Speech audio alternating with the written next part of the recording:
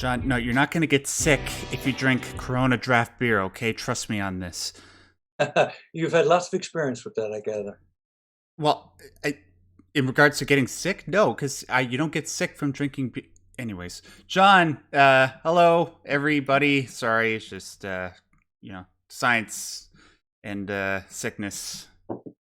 And comparing notes on other after-school activities. Yeah, how to get inebriated in the best possible way. Ladies and gentlemen, welcome to another edition of the Differently Wired Show. We're back after a week hiatus. Sorry about that. I'll explain what that was all about in a second. But as always, we've just got to do our introductions. I'm your host, as always, your friendly neighborhood Simpsons kin, Maximilian Danger Derrat. And joining me, as always, he is the ever worried sick about, what types of beer to drink. He is PhD. He is John Tucker. John, what's your favorite type of beer to drink? What? I'll probably get over my worrisomeness about beer. I don't know. A beer is okay. I don't drink very much beer. I occasionally will have a Guinness, occasionally a Corona, Heineken, stuff like that.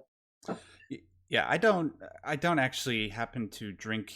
Well, you know what? Look, I'll drink alcohol just as long as somebody else is buying it for me. Good plan. Yeah, that's just my general practice when it comes to alcoholic beverages. Otherwise, I don't know. I feel like I have enough of an addictive personality that I drink too much. But thankfully, that has never been an issue. Listen, sorry about the fact that we weren't here last week, ladies and gentlemen. I don't know what the heck happened. I talked to my mother just before the show because I was about to say, hey, do you think like something that we ate yesterday might have sat badly in her stomachs? And she's like, yeah, it feels like I've been kicked in the stomach. And I just thought, you know what? If I were to go on the show right now, I'd sort of be all over the place and trying to maintain my composure. So I just thought it'd probably be best to leave it to next week. So we are here again. We do plan on continuing our weekly output of podcasts. John, what are you unzipping? Oh, nothing. Just I don't know. You see that from here? I can hear it. It's just I was a little bit worried you're not about to open your stash, are you? My wallet. I got a zipper on the wallet. Oh, okay. All right, I got you. All right. And that's it. Okay. I trust you, John. It's not like you've done shady stuff in the past. Listen, yes, ever. Listen, guys, we got to do the usual laundry list of stuff, but we do have a lot of stuff to talk about, but we do have to get this stuff out of the way. Facebook page, we have one. Go like it. Link in the description box. I told you 56 times already. Just do it. You should have done it by now. If you haven't, you're a bad person. No, I'm kidding. Sorry. Discord server. John, I did a video on the Joker movie a couple weeks ago, and at the end of it, I said, you know what? Life isn't like the world depicted in Joker. There are a lot of resources out there to help people that might be struggling, that have mental health issues, and I plugged the Discord. And after doing that, we jumped from 1,000 members a couple weeks ago to 1,120. Wow. Which is pretty dope. That's a nice jump. I know. And we are terribly glad to have all the people there. Everybody that has joined seems to be loving it so far. So if you guys haven't joined the server yet, now's the time to do so, especially considering the fact that there's going to be some really exciting announcements over the next week or so. And I'll get to why there'll be exciting announcements in just a second. Also, one major part of the Discord server is the fact that we have a support squadron. Now, what's a support squadron? It sounds like something out of Star Wars, but no, it's a lot cooler than that. No, nothing's cooler than Star Wars, but this is still pretty cool. If you have some stuff that you need to get off your chest to somebody, like if you're struggling with mental health issues or stuff related to autism or stuff, anything like that, there are people whose names are highlighted in green in the Discord server that you can message directly, and they will talk to you about whatever's on your mind, just so you can sort of release that psychic tension. That way you can go to bed and not feel so anxious. You know what I mean? That's what they're there for. I talk to them sometimes, and they're wonderful to talk to. So yeah, also, we are looking to add more members to the support squadron as the Discord server gets bigger. So if you're looking to volunteer, please feel free at any time to message me directly on the Discord server. It's my name, Max Derrat. You'll find me. And we'd be happy to have you as a part of the team. So, with that all out of the way, John, got to talk about something pretty big. Uh, uh, what's the name of the guy, the host that always said "really big shoe"? Ed Sullivan. Ah, thank you, Ed Sullivan. Yes, the Beatles guy. Really big shoe, really big. Well, not a show, but we have a really big announcement, and you can see it displayed on the screen in front of you. John, we had 100,000 subscribers. It's magnificent. I know. It's oh my god, it's such a relief. Like a couple weeks ago, um, it was the Sunday before last. I was sitting at my computer. It's just like 3 or 4 away, and YouTube, for whatever reason, decided to slow down sharing my videos right as I was hovering around that point. So my anxiety was quite heightened. But we did reach it, and thank God. I've never felt more relieved in my life, more validated for all the work I've done. And as a result of that fact, and we'll talk a little bit more about what that means and how it relates to the main topic in just a second. But because we did reach 100K, we're going to be doing a lot of celebratory stuff. One of those things is we're going to be doing another Q&A. So if you have any questions for me, I suppose, if you have questions that you'd like to ask John, you could put them in the comment section below, and I can pass them along to John for when the Q&A comes out. But if you have any questions for me, there is a video that I just posted just over 3 hours ago. I'll put a link to it in the description box below for other people that might be watching this later, so that you can go click on it. And if you have a question for me, all you have to do is just put it in the comment section below.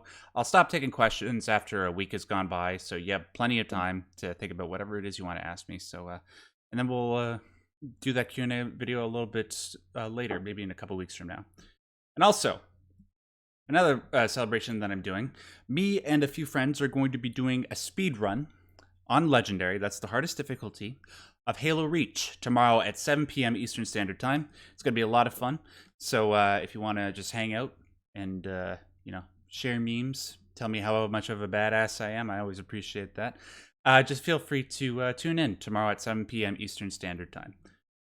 So, main I topic. didn't think you liked jogging, Matt. Like what? Sorry? Jogging. Jogging? Yeah, speed run. Oh. Jesus. John, it's gamer terminology. It means to play a game really fast. That's what it means. It's but I see. But I actually do like jogging. Actually, it's my preferred method of exercise. Can't do it now because some of you may know my legs have been a pain in my ass. Well, they're connected, so that's reasonable. Yeah, literally, exactly. Yeah, a speed run. Yeah, like if you want an idea of what like a At least speed I run. think they're connected. No, they are. They are actually. Oh, good. Yeah, believe it or not. Yeah, I am so smart. Yeah, like a speed run. It's like you've seen like Mario, like the old school Mario, where it's just Mario jumping from left to right, jumping on mushrooms. You know what that is, right? That I have seen. Okay, so just imagine like Mario just going from one end of the screen to the right without stopping and making sure he doesn't die. That's sort of No, what a this speed would be run is. Mario on magic mushrooms. Well, I mean, like Mario on magic mushrooms is a whole lot better because then it's like you want to reach out and eat the mushrooms and then get even more high. Yeah. Yeah. But speaking of mushrooms, John is actually going to an LCD. Wait, is it LCD? Yep. Oh yeah, no, wait. It's I messed that joke up. It's actually LSD. That's the mushroom. Damn it! Oh, it felt so perfect in my mind, and I messed it up. Sorry, it's all the mushrooms I'm taking. Well, actually, yeah. You know what? Just before we get into the main topic, John, do you want to tell people about that? Yeah, I'm heading off tomorrow to Denver with my wife to a conference called LCD 2020. The people there are folks who are getting rid of carbohydrates in diet. So there's a lot of scientists, medical folk, practitioners. Jordan Peterson's daughter, Michaela, is going to be there talking about her lion diet, which is a really simple diet. Probably people know that there are versions of diets now which emphasize meat, sometimes exclusively meat. There's the carnivore diet, the lion diet, Michaela does, paleo, and various versions like that. So for many years, fat was getting a bad rep, and so companies had to produce you know, uh, low fat this, low fat that, low fat something else, and it seems like now this was all a kind of a big confusion and not quite right. Hmm. Uh, now, fat is not such an enemy. In fact, low fat diets are probably a little bit dangerous.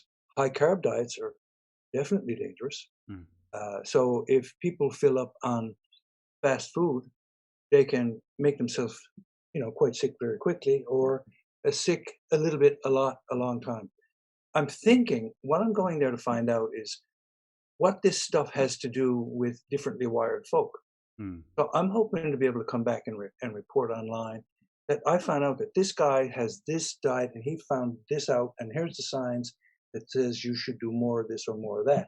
Now, of course, diets will be different for everybody, but I'm afraid in our work in supporting one another, we haven't really thought about the importance of what we're eating nearly enough. So anyway, that's what I'm doing tomorrow.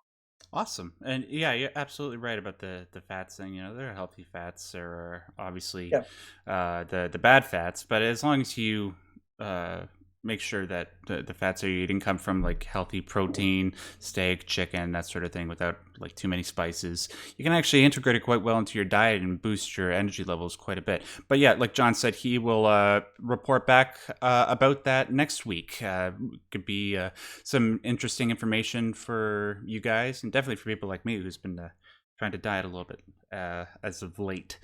So, main topic, finally, accepting your successes. So, I told we came up with this topic. Well, I didn't come up with this topic. It was actually a friend of mine. I told a coworker at my other place of work that, hey, my channel reached 100K, and he's like, hey, you know what you should do as a topic for your next Differently Wired show? Accepting your successes. And when he told me that, I was like, yeah, that makes a lot of sense. Because the fact of the matter is, John, that when you are, well, this sort of goes for everybody, but especially when you're differently wired, accepting when you have done something good and taking a healthy amount of pride in that, it's not something we tend to do.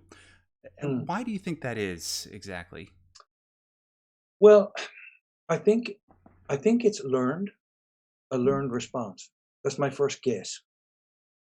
Um, Like you sort of just adapt to it after a you while. adapt, and it's a pattern that comes from this sort of thing.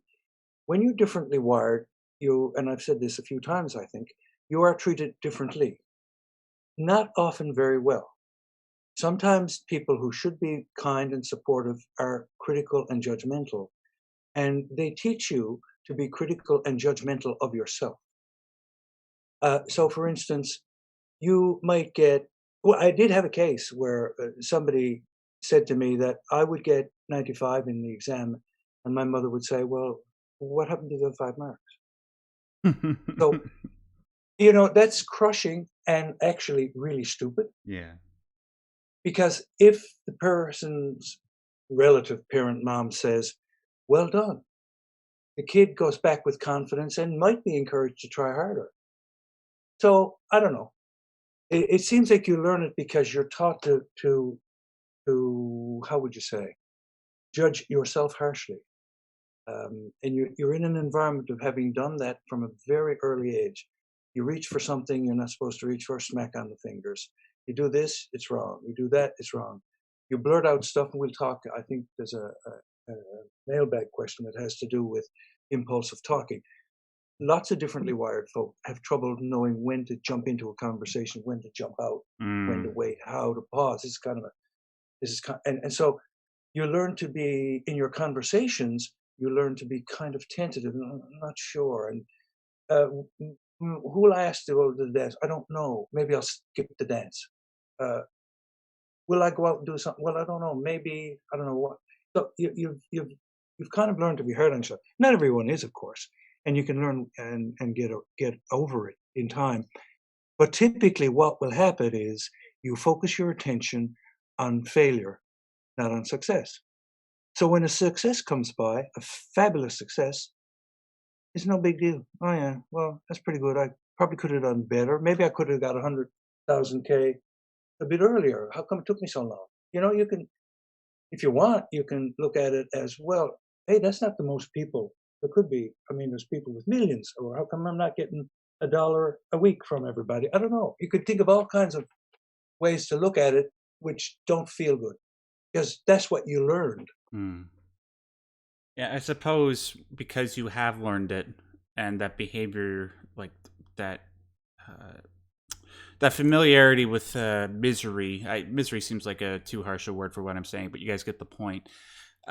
You sort of get stuck in that state of mind, and you think that whenever any type of positive thing happens, even to embrace that positive thing, you tend to just want to stay in the realm of what's familiar, even if it Mm, is a state of general unhappiness, because at least in that space, you can be somewhat certain of what's going to happen. Whereas if you try to reach out and embrace that positive thing and try to integrate it into your life and try to be all the happier for it, there's a chance that by striving towards that height, you might just be setting yourself up for an even greater fall. You know what I mean? yeah, there's a an interesting problem going on here with when you. I noticed in the chat room a couple of people have we've struck a chord with them, um, and I believe if somebody goes to you and says, "Oh, you don't accept yourself," "Oh, cheer up, buck up." Well, it's just like saying to somebody who's depressed, "Cheer up, get up." Yeah. Somebody broke a leg, "Oh, get up and walk anyway. What odds about your broken leg?" It's stupid. You really can't talk somebody out of a feeling because a feeling is inside you. It's low in the brain. It's not prefrontal cortex. You're not reasoning yourself into a position of self-hatred. You don't think, oh, let me evaluate myself and say, oh, yes, I'm a hateful person, or I'm a person that should be hated. It's a feeling you have. So you can try to say, oh, I mustn't feel this feeling. So your brain is split up. Your cognition is telling your lower brain, oh, don't be yourself. Don't think like that. No, you really can't do it. What you can do with your cognition is you can say, okay, let's look at this success. Let's see what it means. Let's look at it objectively. Oh, and while we're at this success, looking at it objectively, let's have a look at these so called failures objectively. Mm. Okay, so this thing I don't do very well. I don't do this thing very well. What are the practical steps toward making me do that thing better?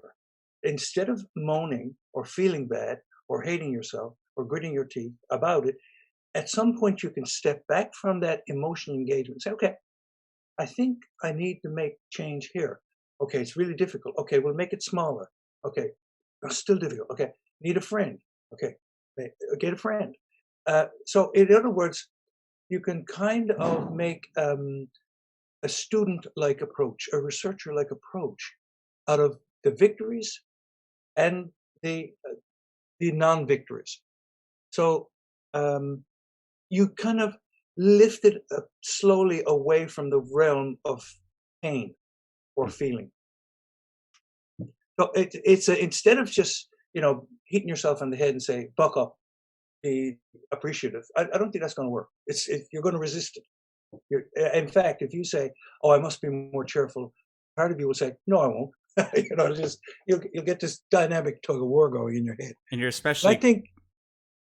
Go sorry. ahead. Yeah, you're especially going to resist it because, a lot of people have been telling you that exact same thing throughout your entire life, and you know it Yeah, doesn't work. And the more that you hear it, you just get annoyed by it. that's it's an irritation. Exactly. Mm. It's an irritation. And that thing, that nice thing that somebody might have said all your life might be true, might be okay, but your irritation will kind of block it from you accepting it. So I think the acceptance would come through an understanding as opposed to trying to make your feelings change. Hmm. Yeah, it's it's a difficult thing. One other thing I sort of wanted to bring up in regards to the problem of accepting your successes, and I was doing some research on this before the show. There's this thing, John. I'm pretty sure you've heard of it, but just let me ask, just in case. Have you heard of something called imposter syndrome? Yes. Yeah, that's another big thing that I think even I struggle with when it comes to the stuff that I do. For those of you who don't know, imposter syndrome is something that occurs when you ask yourself whether or not the success that you have was legitimately earned by you, or it sort of just happened by mere chance. So Hmm. it's really interesting, and I can sort of give an example of this in my own life. Right before I was about to hit 100,000 subscribers, I was sort of talking to my mother, who helps me out somewhat with my channel and all the administrative stuff. How much of a struggle it's been to try and get to 100,000 subscribers, and how much I desperately wanted to get there, but also how much it was taking a toll on my physical and mental health. And I don't know how she, like, at what point in the conversation she brought this up. She said, "Look, you gotta realize, you gotta take pleasure in the fact that a lot of what you have done, like the success that you garnered up until this point, is largely exclusively the work that you've done." And then I thought to myself, wait a minute, that's actually kind of true. And look, it's, she said, and look, don't forget about the fact that, obviously you have John helping you with the show, which is, I obviously appreciate everything that you do here, John. Um, and also, they're the people that have done artwork. But when it comes to the vast majority of the content on this channel, I have to give myself credit. It's the, like, I do the scripting, I do the editing, I do all that stuff. And then, there's like the other like 20% of the stuff that John and I do on this channel with Differently Wired. And then but it's just, it was weird when she said that. It was almost like a light went off in my head. Like, wow, I actually, that's true. A lot of the success that I've had on here, I can actually attribute to the hard work that I put in. And I was just wondering, like, why was that I didn't see that already. Maybe it's just because I was so focused on the fact that I wanted to get to that goal so badly, and I was focused so much on all these other things that were bogging me down, that I didn't have a chance to take a step back and realize, wow, I actually got there, whereas a lot of people might not have. It's sort of a big cluster of things that I just said there. But John, do you sort of understand what I'm saying? Yeah, I do, and I'm beginning to see another way of looking at this effort. That your mom said, it's good because what she's doing is focusing attention on the journey as opposed to the ending of the journey. Mm. Now, if you think of it in a sort of a Eastern philosophy kind of way, ultimately, you can take the position that it doesn't matter how many people subscribe to your show. That what really matters is your part in doing the work. Uh, so I'm often finding myself talking to clients say, look, you've done this work, you've made this preparation, that's your share of it. Step back. Congratulations on doing your part. Hmm. You may have 100,000 or you may have 1,000,000. You still have done your part and you get 100% for doing your share. Ultimately, when you're feeling productive and happy and effective, the effect of your work is not nearly as important as you doing what it is you set out to do and being responsible for accomplishing it. So if you're in a marriage and your marriage is falling apart and you want it not to, you do your share to try to bring about a reconciliation. Mm. If your spouse says, "Well, I don't care about this anymore. I've already made up my mind," you have done your share. Then you have to let it go. Yeah. That's, oh God, John, thank you so much for saying that, because it's absolutely true. And I found that the times in the last few years of my life where I have been working really hard at stuff, when things may not have necessarily gone my way, I found solace in realizing, hey, I legitimately did everything that I could. And once you realize that and give yourself credit for that, suddenly the burden that you took on suddenly doesn't seem so great. So, just an example to sort of build off what you were just saying there, John. Like my last relationship, uh, it unfortunately ended, despite the fact that we legitimately loved each other and still do. Um, I When it ended, I sort of was beating myself up, like, what could I done? What did I maybe do wrong? And then I realized, no, you know what? I, like, thinking back on all the struggles and hurdles that we both had to confront throughout our relationship and how we've succeeded through those. I was like, I actually did all I could, and I did well. And despite the fact that we broke up, I was able to get back on my feet and not let it bother me too much just after a week or so, because I took solace in that. And same thing goes for my channel. I'm still absolutely frustrated with trying to build the channel, maintain the community, make sure everybody's happy. But now that I've hit 100,000 subscribers, I found myself taking a much more healthy and level-headed approach to it, because hey, if everything else sort of falls apart, I could say I got there to a point where very few other people have, and I can take solace in that. Mm-hmm. So, ladies and gentlemen, I hope that whatever you're going through right now, if thing like the world's beating you down and you're not feeling too good about your efforts, just try to ask yourself and be honest with yourself about whether or not you're putting your best foot forward, whether or not you're doing your absolute best that you can. And if you are, take solace in that.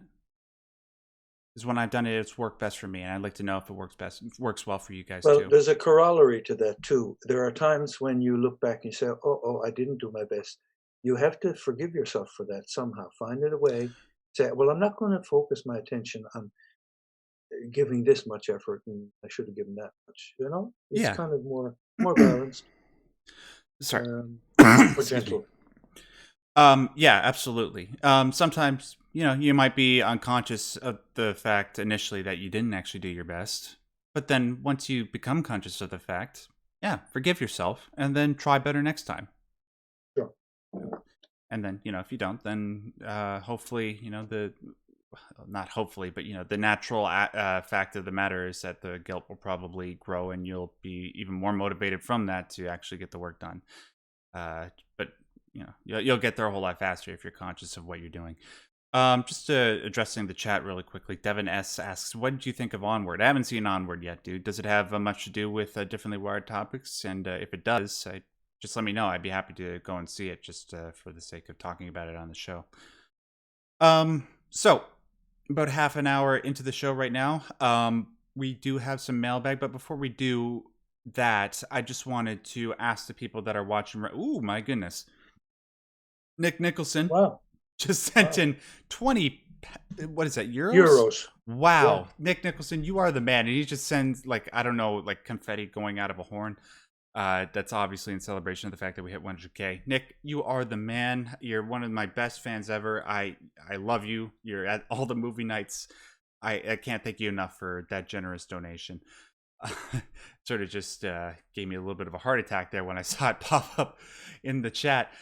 Nick Nicholson said, "Shh, don't tell anyone." Well, sorry, too late. But anyways, I just wanted to ask the people that are watching live right now. I'd like to hear what some of your great successes are, so that John and I can sort of celebrate it in at the end of the show. We're all here to give each other a pat on the back. Might as well. We got to celebrate the fact that we hit 100K, and we also like to celebrate with you whatever good stuff is going on in your side of the globe.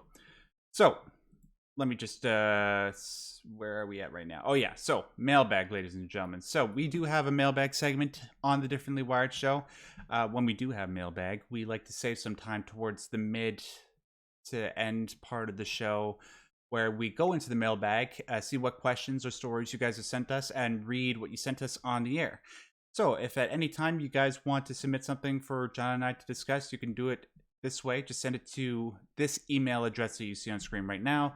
That is maxderrat@yahoo.ca. Send it to us anytime, and maybe your topic or question will get addressed on the Differently Wired show. So we got 2 of them today.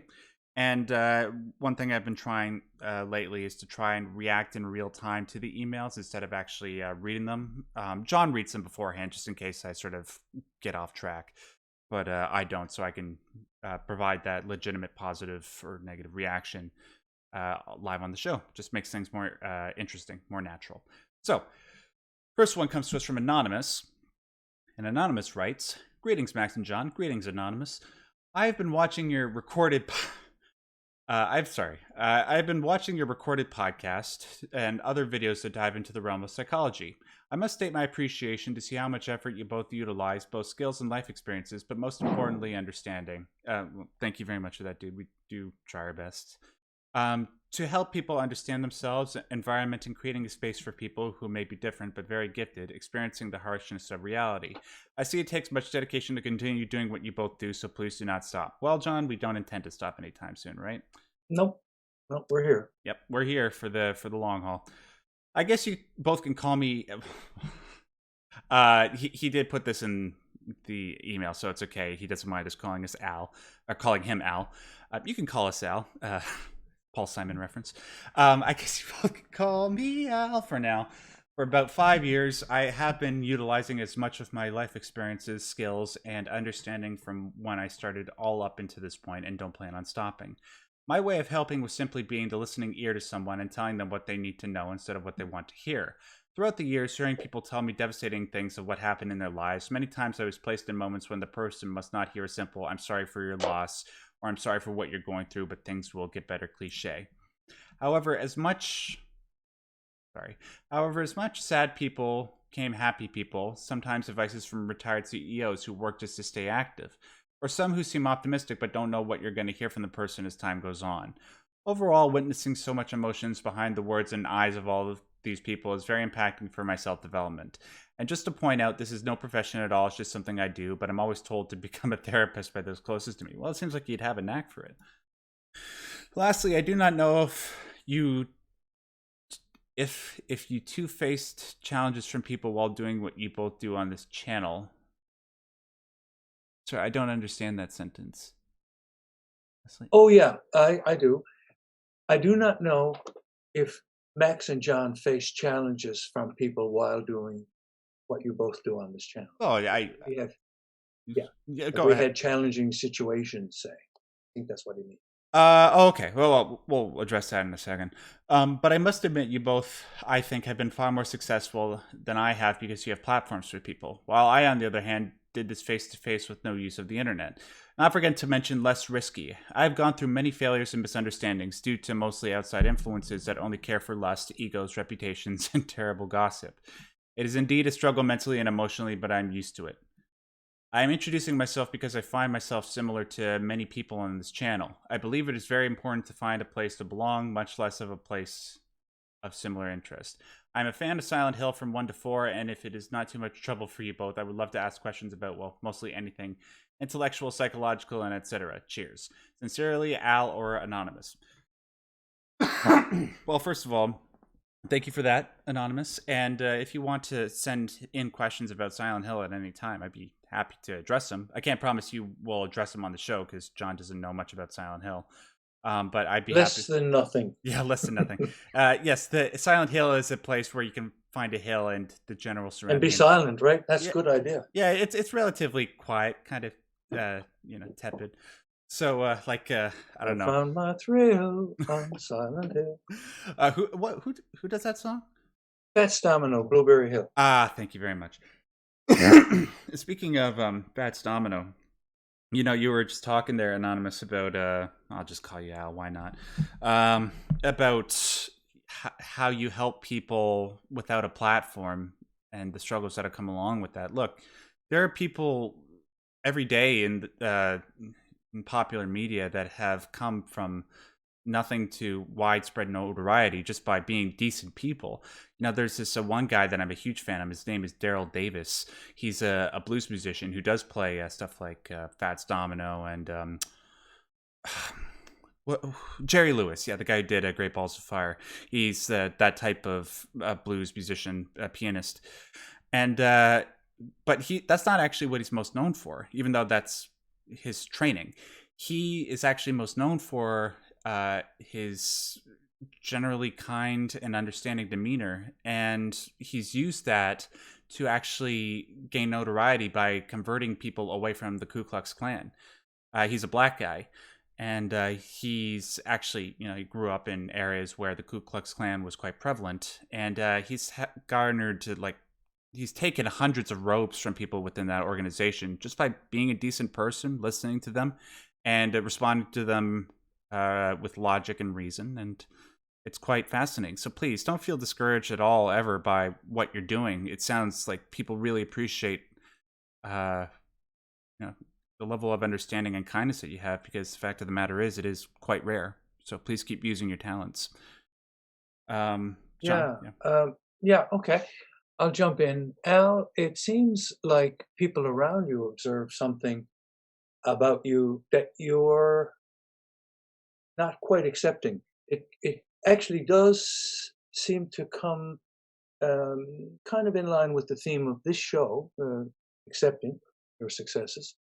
Um, you have a talent, a skill, and starting by listening is the key to whatever you're going to do to support people. If they're going to use words, then your listening ability is excellent. Um, so becoming someone in that kind of way is a great idea. And so I have a very specific suggestion.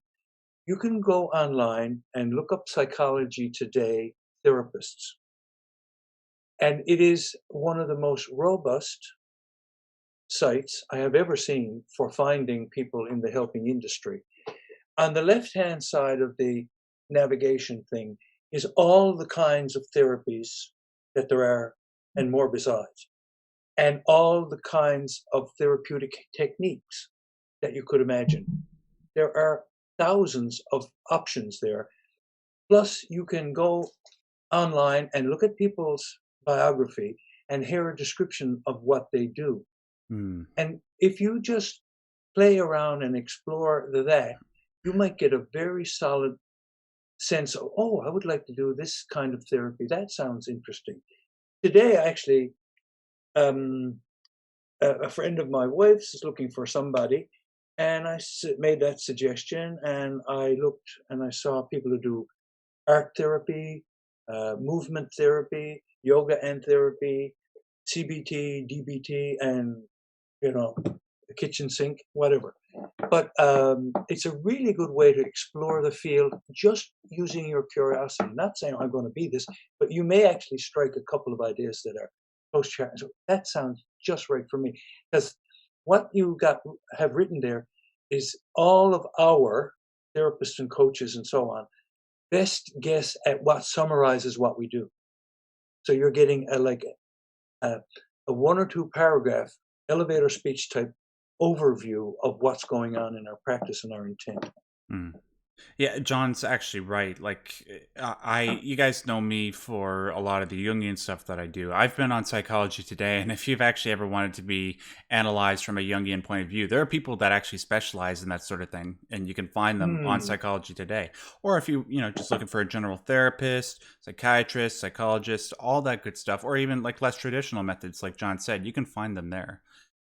And before we move on to the second email question, he also just asked, have you guys faced challenges? Well, I mean, John, obviously, like I'm not sure if he's asking in regards to the show or just in general. I'm gonna assume the show because everybody faces challenges.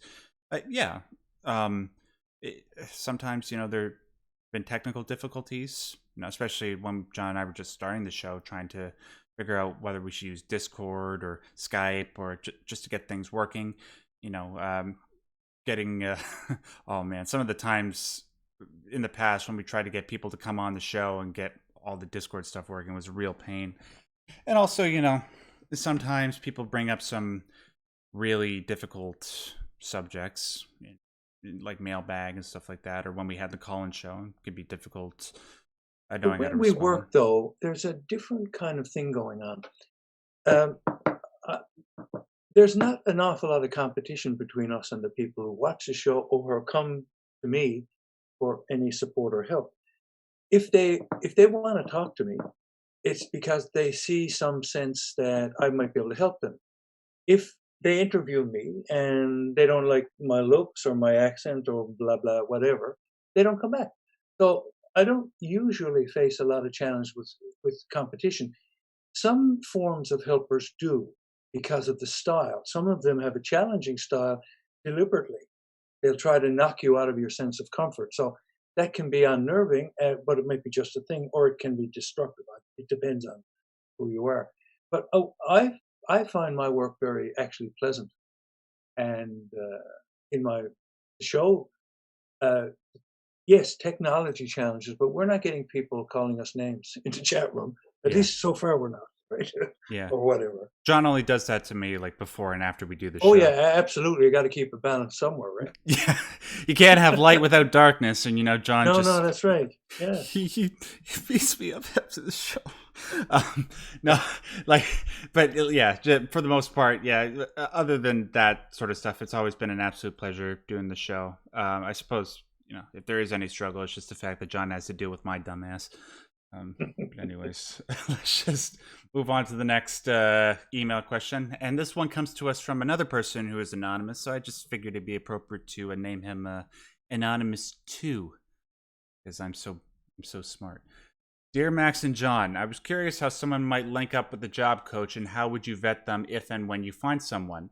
I'm in therapy currently for PTSD or complex PTSD type issues, but once I get some headway in that regard, I think it would be a great help in formulating plans for my future. Also, to Max, on an unrelated note, I wondered how someone might handle chronic rejection from peers due to saying the wrong things or presenting the wrong body language. The only way I can imagine is to be incredibly competent in something to where people will overlook your idiosyncrasies, but if you lack that skill set to make you stand out, then you will be viewed simply as an irritant. Best regards to both of you, and keep up the great work. Sincerely, Anonymous 2.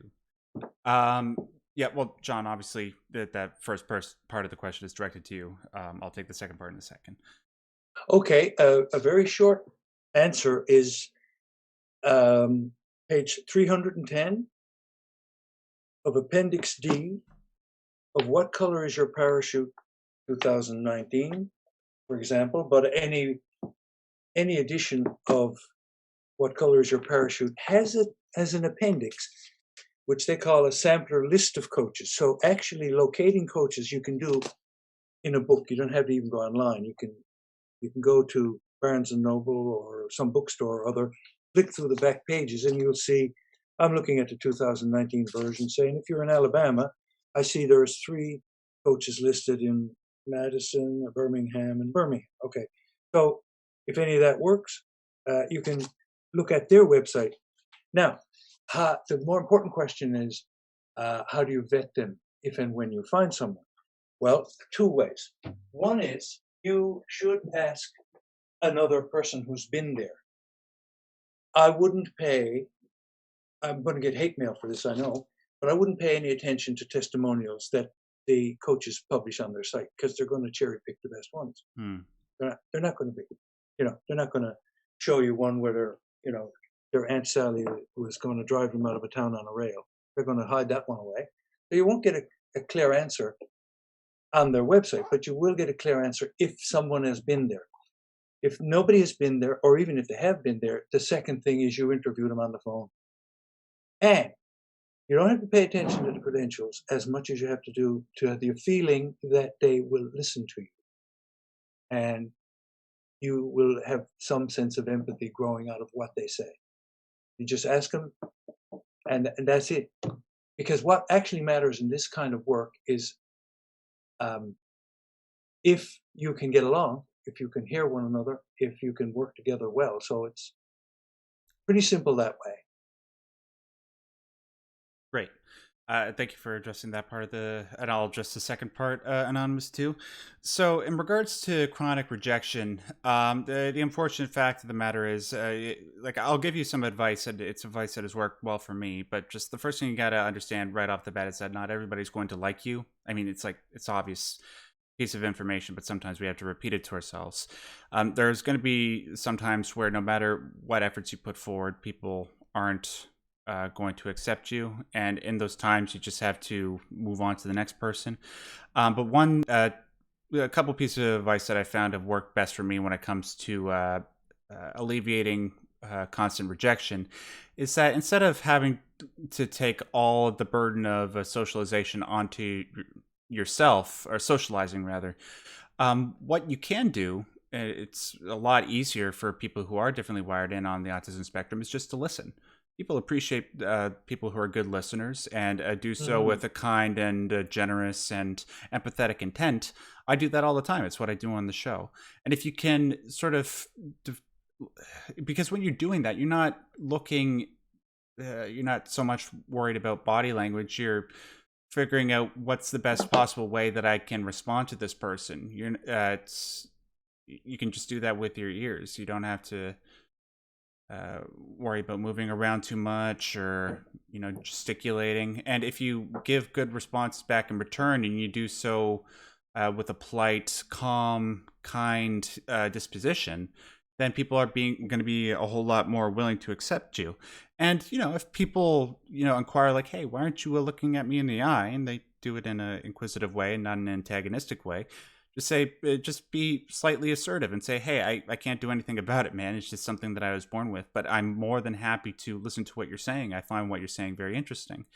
That's a good way of coming back at it. It's a very good way. Mm-hmm. You've stated your truth clearly and plainly and simply, and not aggressively. So that's a very good way to respond to such a question or a comment.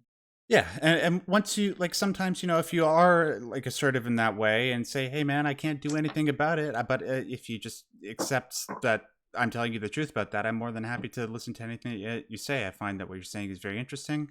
With that type of response, you've also demonstrated your ability to be assertive, which commands respect. But you've also showed that you can be really kind and polite, which also commands another type of respect. So just in scenarios like that, if you just develop the courage to do both of those things, you'll probably find that you have better interactions. Jamie Walford has a good comment there about rejection. Okay. Oh, Something I've learned to love. Every time something goes wrong, you learn. And if you stick enough of these experiences together, you start to collect very useful data. That's a scientific, objective, and a very sane mm, approach to rejection. It's a really good strategy.